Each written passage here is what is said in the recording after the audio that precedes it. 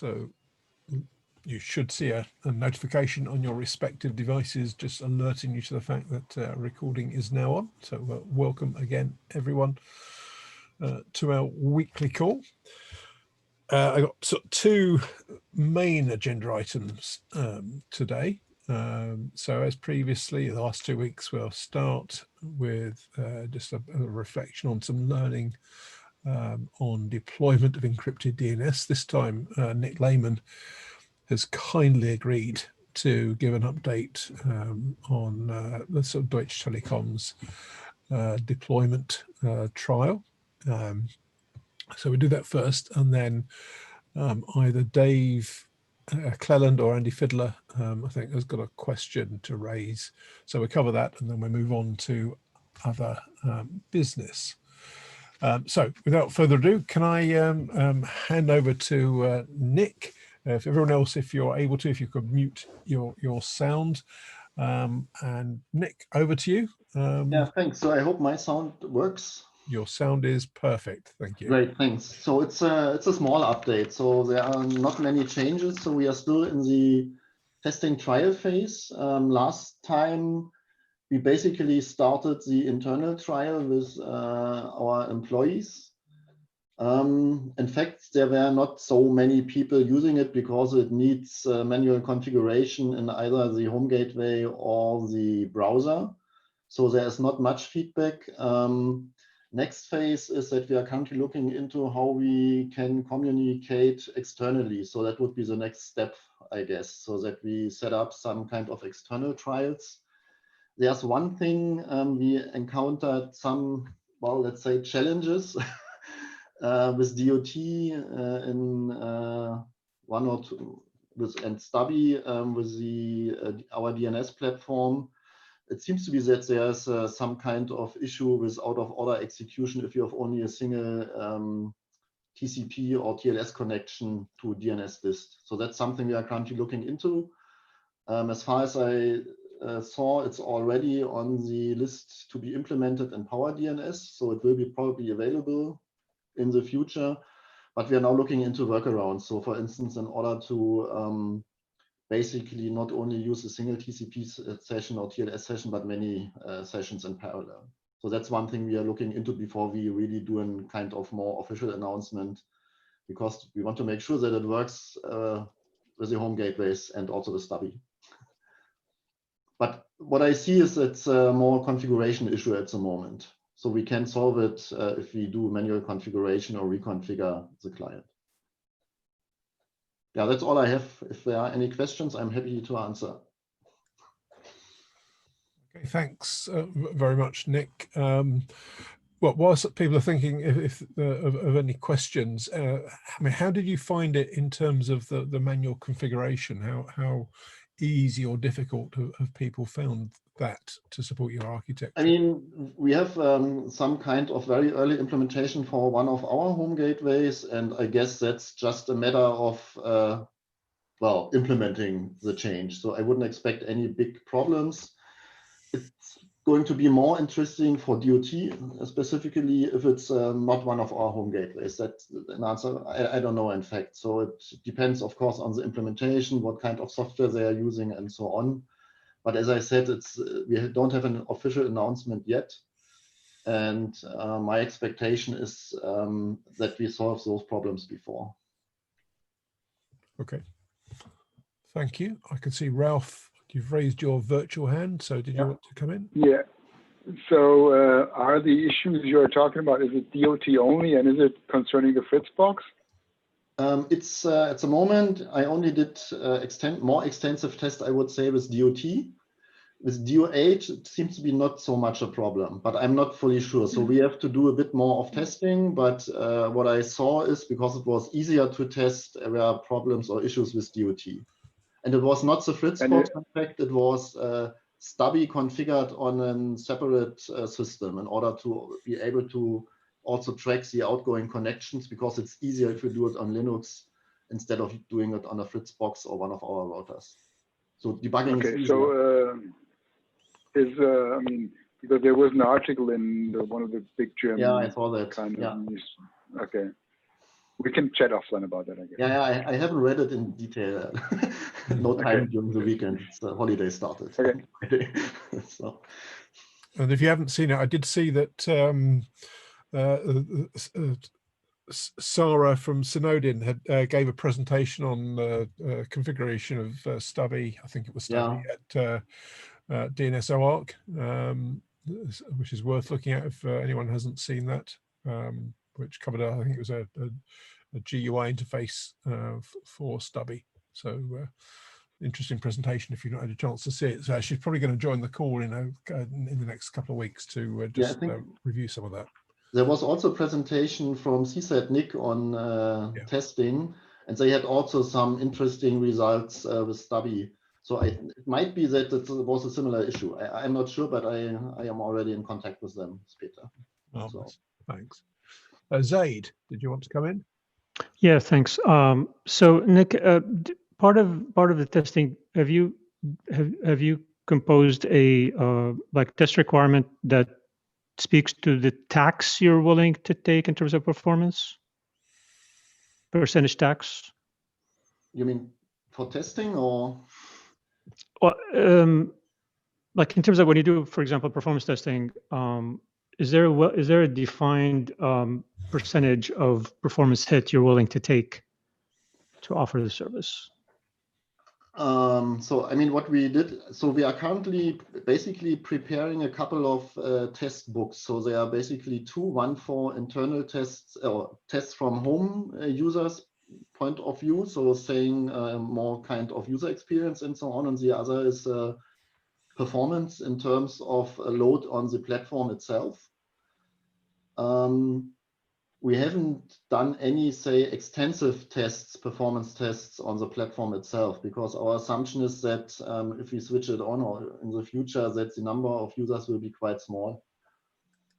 So does it answer your question, or? Yes, I was thinking maybe you had a like a criteria, like if I go buy a car, it has to perform 0 to 60 in sub-seconds, for example. Is there such a criteria associated with the testing?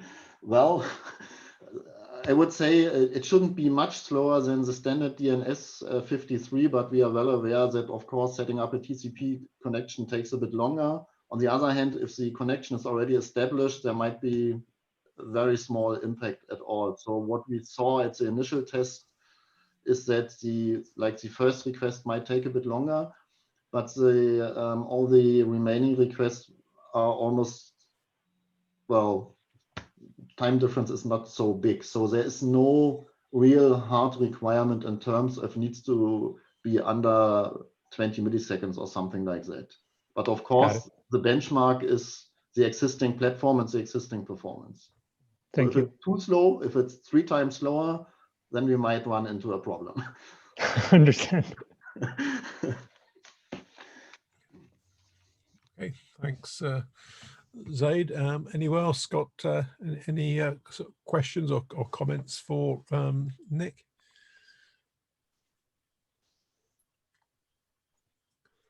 Good chance to jump in.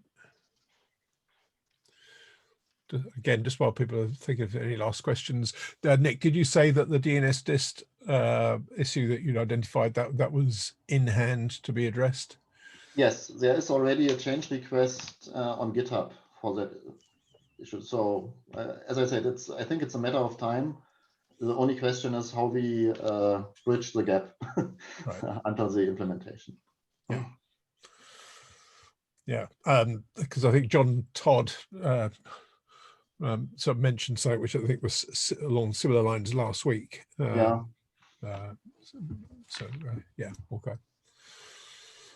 All right, last chance. Anyone, if you want to jump in with any questions for Nic?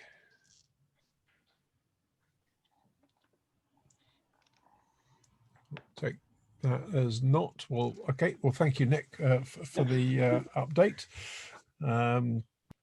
I guess we'll sort of look forward to seeing more when you've got a more sort of large scale sort of rollout on your network, hopefully in the not too distant future as you're able to deploy. So thank you. Sure. And people, if you're looking at the chat, you'll see, because a couple of people asked me through last week, for links to the Comcast and Quad 9 sessions. So I've put those again on the chat just in case anyone doesn't have those to hand. So you can access them easily as well. Right, okay, well, let's move on then. So I think either Andy or Dave have got a quick, looks like Andy's just posted it onto the chat. So Andy, you had a question I think you were keen to bring up. So do you want to fire away? Thanks, Andrew. Hi, all. It was just a general question. I guess we and others have noticed that we've seen an increase in DNS traffic across our platform since the 18th of September. And the Reddit article on it was saying that showing that some people have seen 10% increase. And we just really welcomed if others had seen this or any thoughts on why there's been some discussion that it might be linked to queries to the new DNS response record 65. But we just wanted to throw it open to this group, just people if people had any thoughts on it. Dave, anything I've missed or you want to add on to it? Yeah, I mean, the only thing, the significance of the 18th September is the rollout of iOS 14. Yeah, I can confirm that. I mean, it is HTTPS type 65 queries. At least for us.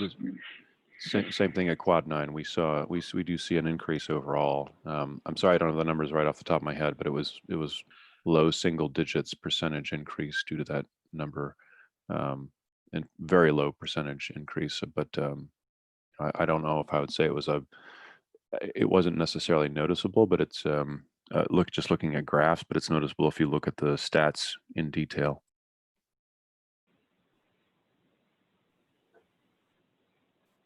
Thanks, John. What sort of volume increase are you seeing on your side? I mean, is it in the single digits or below below 1%, more than 1%? I'd be interested in hearing what other people's experiences are with the volume increase. No, I mean it is of the order of 10%, so it's a significant step increase. Okay. But obviously, I mean, you were sort of saying last week that you're seeing a lot of stuff from stub resolvers or Right. recursive resolvers. Right. Because obviously ours is all client based.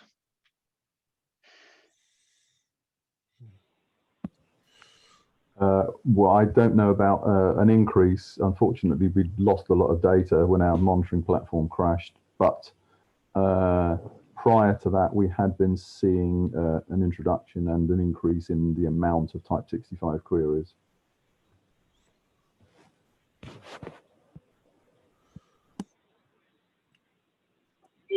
And is that volume staying high that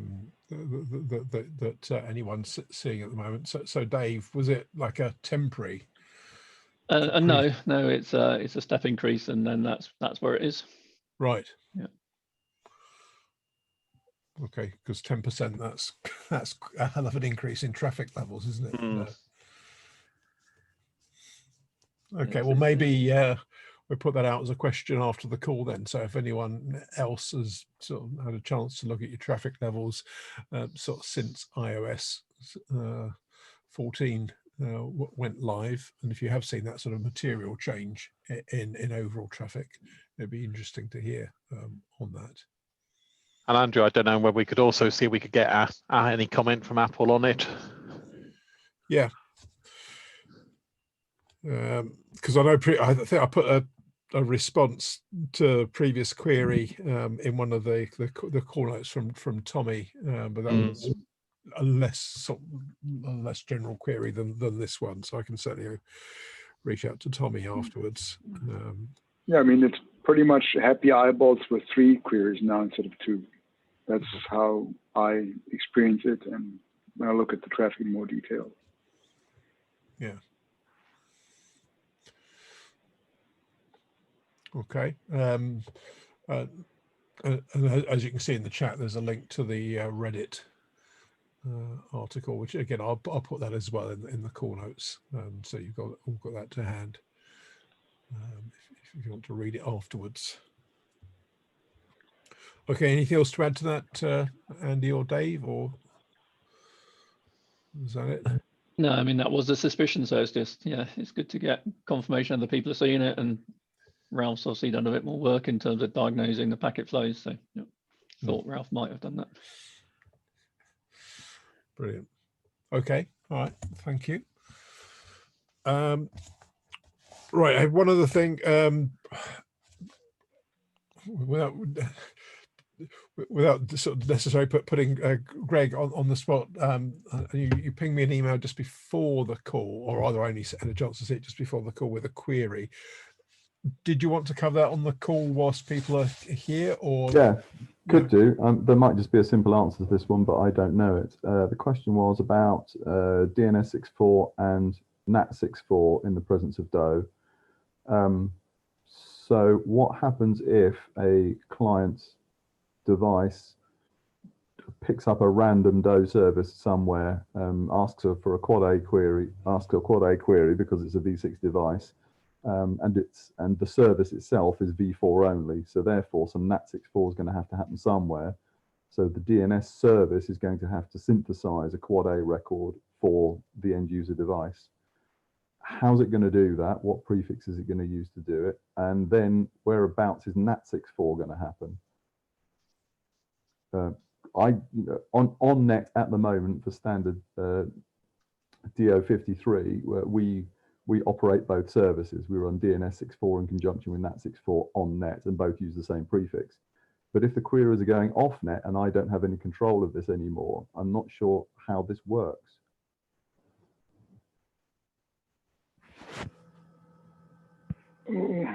So I recall that Tommy Pauly did say that that is handled on IaaS somehow, but I can't remember the details. I assume that they are recognizing what the prefix is and then applying it. It could be done in 464 XLAT in the handset itself. Yes. But given that we've got the capability to do this on net, it seems a little bit of a lost opportunity. Unless the world went, okay, if everyone uses exactly the same prefix, it's kind of a global standard, then it doesn't really matter who provides the DNS answer, because you just implement your own NAT 6.4 solution if that's what you want to do, or you don't if you don't, and somebody else does it.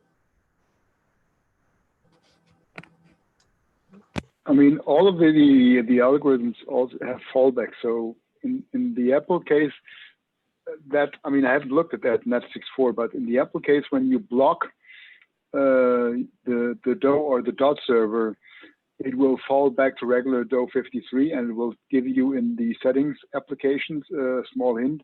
This network disallows network privacy, something like that. Now, the problem with NAT 6.4 is that most of the queries are okay, but some that are requiring v4 access are not. So I haven't tried that because I don't have a NAT 6.4 set up. In the other case with, I believe, Mozilla, they'll pretty much all the time, if they can't resolve something, fall back to getting back to DO53.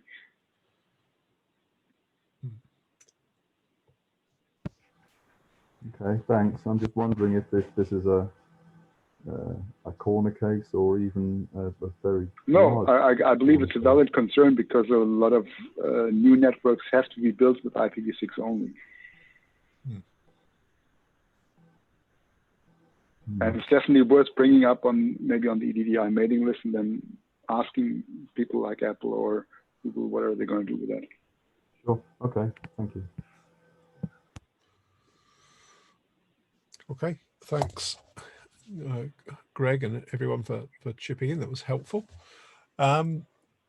Okay, we're sort of on to any other business now today. So is there anything that anyone else would like to bring up on the call today? So another piece of evidence that at least IOS is handling this correctly is that the EE mobile network is more than half single stack IPv6, and we've not had complaints that more than half of our customers can't reach various destinations on the internet that are v4 only. Yeah, I figured it couldn't be a global problem. I just didn't know how it was actually done. Somebody asked me the query, and I thought, oh, you know what? I don't know the answer to that one. Yeah, I'll have a look at the documentation links. I'm sure I've seen something. I guess it's a bit worrying if it's just working, but no one's entirely sure how. A few judicious packet captures and just seeing what actually is going on. Just a thought. Yeah, well, as I think Ralph suggested, maybe put it on the Eddie mailing list and see if some of the client sort of software companies come back with their takes on it. That'd be quite helpful, actually, I think, by the sound of it, Greg. Okay, will do. Okay, I got a couple of things of any other business, but before I launch into those, does anyone else have anything else you'd like to bring up?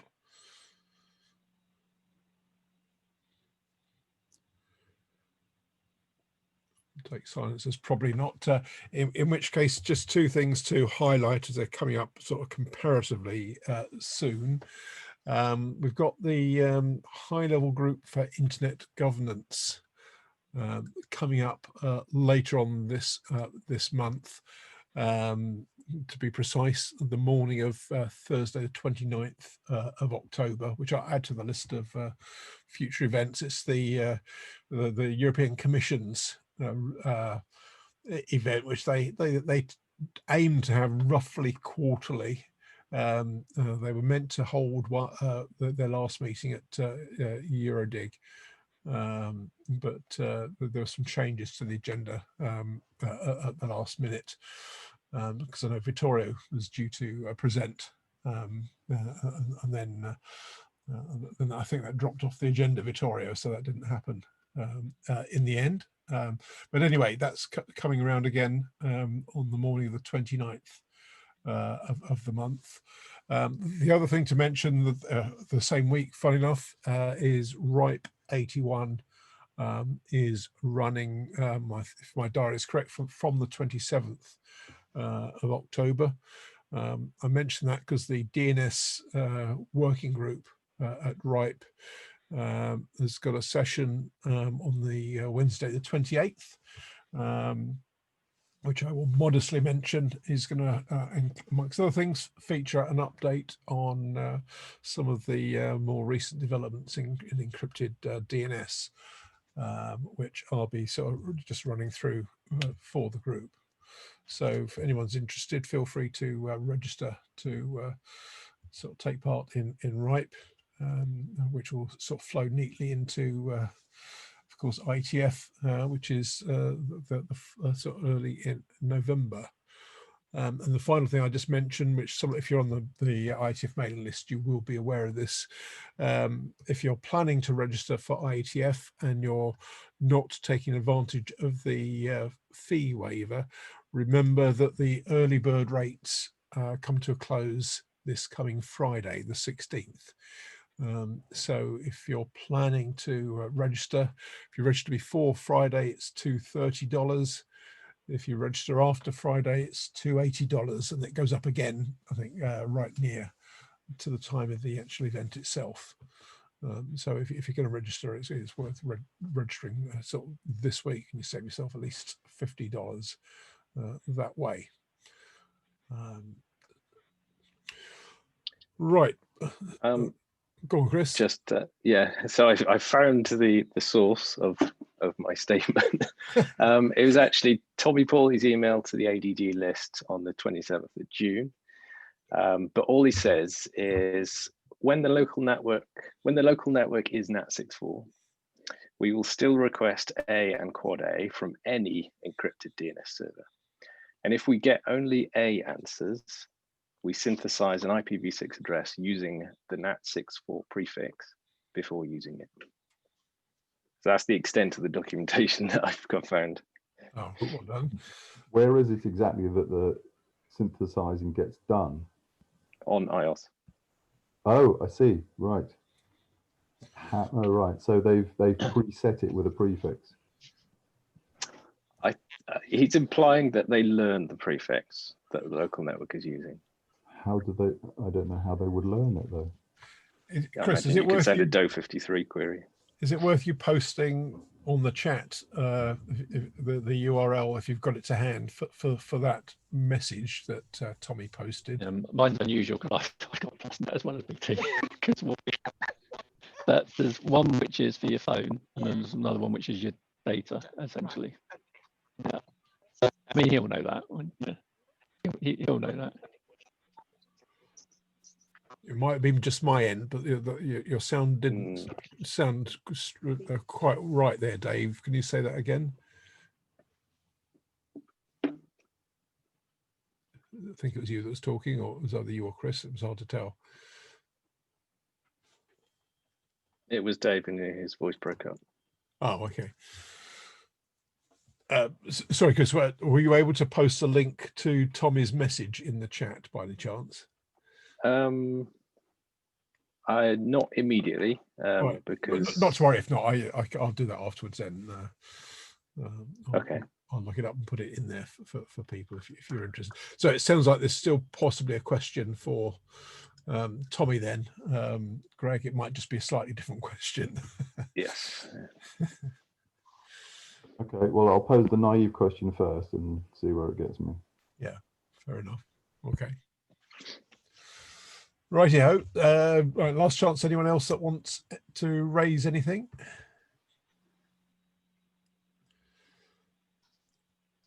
If not, we'll call it a halt there. So it's a short call this week. So you've got a little bit more time back on other stuff. So thanks everyone for joining. Have a great week, and I'll put some notes out in the next couple of days and catch up soon. So thanks all for your time. Thanks, Andrew. Thanks, bye. Bye.